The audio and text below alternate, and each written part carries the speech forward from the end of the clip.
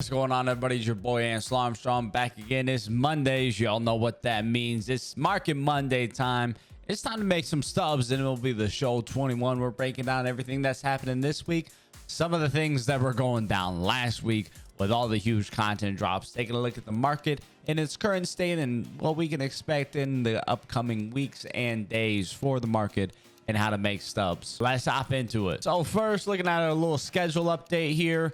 Not a whole lot going on. We got the new BR program coming out tomorrow along with a player program, but in terms of schedule updates, that's all that we know that's coming out. Of course, that can have some impacts on things. Definitely that BR program. We're going to be talking about that towards the end of today's video. For now, let's go and let's head over. Let's take a look at the marketplace and take a look at some of the things that are going on. If you haven't finished your Ohtani collection and you're wanting to, obviously we have these All-Star Game and Home Run Derby cards. I see them both going up for now. Let's take a look at Liam Hendricks, for example. Come over, tab over to the marketplace, and you can see a pretty firm trend line upwards. I expect that to continue. If you have some stubs, you could come in and invest at them. I'm not sure. They've been going up quite a bit. Xander Bogaerts as well. We can see they've been trending up. Definitely would have been a great time to come in and buy them at quick sales. They're now selling for $14K a piece. Who knows when we're going to be getting our next version of these packs, which would naturally crash the price on these. So if you're holding them, I'd probably be looking to sell, especially if you got them around 5K. That's a pretty firm dub being able to sell for 15, and vice versa. If you're going for the collection, not a bad time to go ahead and pick these up because they're most likely just going to continue to increase in price until we get more All-Star Game packs for free. Who knows when that could be? We saw what happened with 42 cards. They exponentially increased in price, and it took a while to really get a lot of those free cards in the inventory to drop the price down. And it's the same story with the Home Run Derby cards as well. They've even gone up even higher already. Joey Gallo, for example, take a look at him.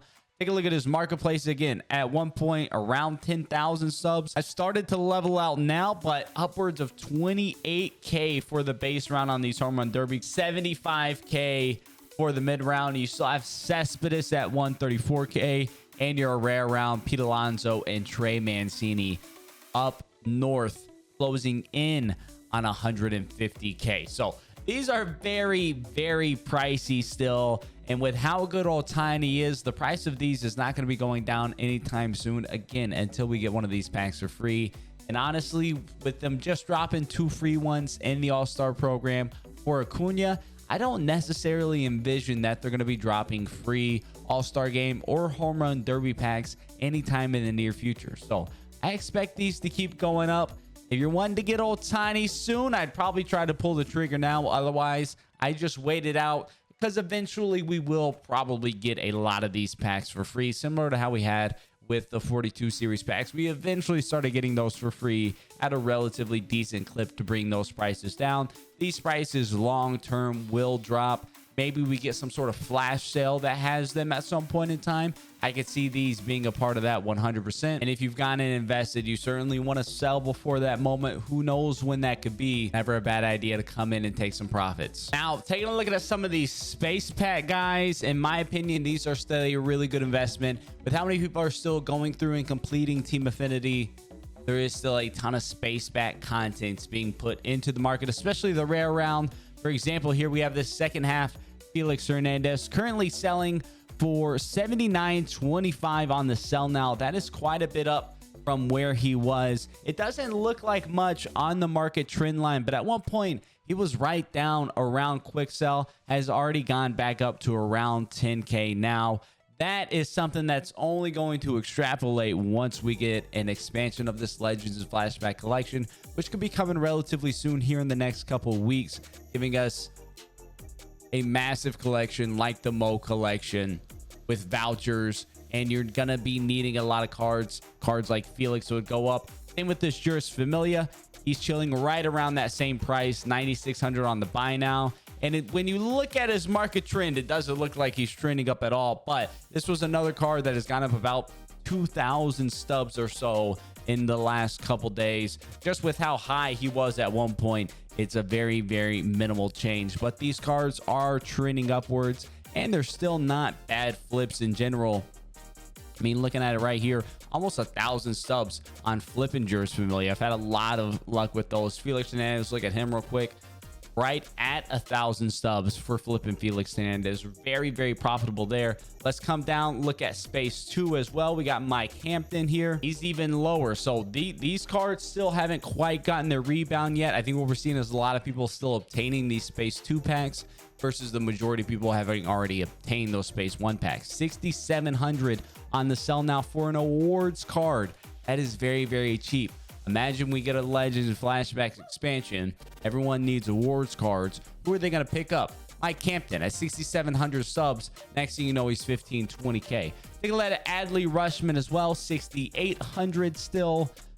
Trending upwards ever so slightly. Billy Hamilton is 6,900. So hanging out a little bit higher than that. Of course, all of these all at quick sell across the board. All of the base round guys. We're just looking at the rare round of the space packs. Kind of strange to say that the rare round is closer to quick sell. Joey Votto, veteran card here, 6,500 stubs. We got the Julio Rodriguez prospect right around 7K, and the Kevin Biggio milestone, another really good card type to have, 6,400 stubs. So a lot of very, very affordable, obtainable cards that are really solid card types. I think are great investments at their current prices, and the market on them is very, very quick moving for flips as well. I'm a big fan of both of those. Coming in and picking up milestone, some second half awards cards. Those are really solid card options to have for when that collection expands and we see those prices soar up. When we take a look at the live series market, it has gone down a ton. Look at Mike Trout, for example. Look at the marketplace. You can see he was upwards of 530K just at the start of this month, down closer to 300K now. Even dropped a little bit so far today. I think that's a trend that maybe doesn't continue to drop, but I do think that they at minimum flatline, and it could even drop some more as people get through the current inning program, get that 90+ live series pack. Of course, some people are going to be pulling a Max Scherzer or an Aaron Judge, but you're also going to have a fair amount of people pull your Trouts, DeGrom, Tatis, Acuna, Garrett Coles, those type of players. So we could see these live series high diamonds continue kind of steadying out where they are, maybe drop a little bit, probably eventually start to pick back up. We had a ton of moving in the market last week that I think was really just bringing the market down. People selling cards to buy packs to be able to get Ohtani or Acuna or whoever. Now that we've gotten past that content, everything settles out a little bit. We could see it trend upwards as well. I think if you're still going for Chipper Jones, now is probably the absolute best time to do it. I'd pull the trigger. If you're just missing a Trout or a DeGrom or a Tatis or an Acuna and you have the subs for it, absolutely go for it. I think that 90+ pack is going to be keeping them down for a little bit from the inning program, but I think once that goes away, unless they give us some more readily obtainable 90+ packs, maybe we could have one in the next inning program. Probably do. When that goes away, could have another stub sale before you know it, and things start to drift back upwards. Looking at some of these golds as well, definitely some investable golds. Gallegos, Teoscar Hernandez, Freddie Peralta, George Springer, still pretty low. Jared Walsh, a lot of investability in the market at the current prices. I mean, a guy like Trevor Story at quick sell, he could get hot, work his way back up. One thing to know though on roster updates, of course, we'll have our roster update prediction video, but there won't be a roster update until next Friday, until the 30th. So skipping 1 week, no roster update coming this Friday. We'll be getting it on the 30th next Friday. SDS wants to give a little bit more time frame after the second half of the season starts to see people, how they're performing and who's really deserving of those attribute upgrades. We need a bit more sample size post All-Star break to really start making some moves. Another thing to consider with that though, we could have a fielding update coming in the near future. We've gotten it before. It's possible we get one here, and that could make the world of a difference for somebody like Rafael Devers with 55 fielding, but has been playing like a much better defender this year. He gets that fielding upgrade, he almost instantly becomes a diamond guy. So be on the lookout for that, for potential fielding upgrades coming in the next few roster updates. Look at that tops now. We're seeing a lot of these still kind of relatively low, and we're getting towards the end of July, believe it or not. July player of the month going to be here before we know it. So Not a bad idea to be picking up some of these tops now as well. If you just have extra subs lying around, we can see these have kind of been a bit of a more normal trend line, starting out super low, almost getting around quick sell, trending upwards from there. So be on the lookout for that this Friday when we get new tops now moments. Look at the market of those, and if they're getting closer to 5,500, 5,600, not a bad idea to come in and scoop up some of those. Be prepared to sell whenever the new player of the month comes out. We're off the hype for that new player of the month. Tops now, relatively safe plays overall. Of course, we have the event going on as well. If you're looking to grind some wins, dude, this event is a very, very good place to do it. You get Campusano, 18,000 stubs. You get the Zach Greinke 6 series card, 31,000 stubs. And of course, 6 series, you have that for those collections. And Cespedes, if you're wanting Ohtani, this Cespedes can replace a card that you need for him, so you can miss out on one of those mid rare round type of guys, save you some subs. Or if you want the stubbies, he's selling for 133k. So quite a profitable event right now, plus some packs along the way as well. Quick counts going on 2 in the current event, so it should go relatively quickly. Now, the main big content piece we're getting this week is a new BR program. I wanted to talk about that because if we take a look at these packs right here, the current guys from this BR season, 5,000 stubs, they have been trending upwards relatively quickly, right at the max value for a silver is 5,000 subs. So guys like this Chris Sale, Ryan O'Hearn, Eric Davis, these cards have been trending around the max price, as have previous ones such as a Matt Adams is at the max price, Eric Gagne.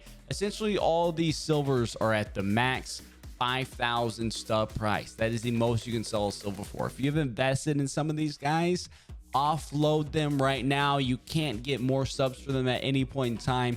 And with the new program coming out tomorrow, a lot of people are going to be able to then re-earn these packs. And not only will they earn the new silvers that are coming out, they'll be able to come back in and pick a Chris Sale or Eric Davis, Springer, Chris Davis, Matt Joyce, doesn't matter who. They'll be able to come in and pick those, have a duplicate version of them, and then sell that card. So you're going to see these cards go from 5k maybe to like 2,500, maybe even closer to like 1,000 subs. Who knows? But definitely a market crash coming for these silver cards with how many are going to be influxed back into the market, which also creates a really good opportunity to come in and pick some of those up. With the Legend and Flashback collection looming, if there's a lot of these cards and they're 1,000 stubs, you can come in, scoop them up. As people complete the BR program, these silvers kind of dry up in the market a little bit. You can sell them for 3, 4, maybe they even get back up to 5,000 subs. That's definitely possible. A lot of investment opportunity there, but certainly do not be buying them at their current price. If you're holding some that you were investing in, I would be looking to sell those before they crash with tomorrow's new BR program. Same can be said for the golds as well. Take a look at Marwin Gonzalez selling for 5,900. Somebody from a previous program like Chris Davis is selling for closer to 10k. Steve Cishek here, closer to 10k. We look at that market. They have been trending up very, very quickly. Again, the new program drops tomorrow. People are able to reobtain these gold and silver packs. They get a Steve Cishek. He's 10k. They sell him because they already have a version of them. Plus, they get the new ones as well. So be on the lookout tomorrow. Again, these golds and silvers are going to drop. One, you want to be selling those so you're not left selling them for a reduced price. And two, it makes a really, really strong investment opportunity on these cards when they do drop, because they should have a pretty firm rebound with or without a Legends and Flashbacks collection. So that's everything we're working with this week. That's all the market trends I'm looking at. A lot of things happening with the All-Star Game program, those home run derby packs. We got a new BR program tomorrow. A lot going on as always. You got any questions about the market, what to do, hit me up down in the comment section below. I try to respond to as many people as I possibly can. Obviously can't get back to everyone, but I try. I do what I can. If you enjoy this video, definitely be sure to leave a like and subscribe. We're closing in on 20k subscribers, just a couple hundred away. So if you're watching this video right now, you're not subscribed, be sure to press that subscribe button and hit me up on Twitch down in the link in the description below. We're live most nights of the week, grinding out MLB The Show. Come swing by one of our live streams. Until next time, though, I'll catch y'all around.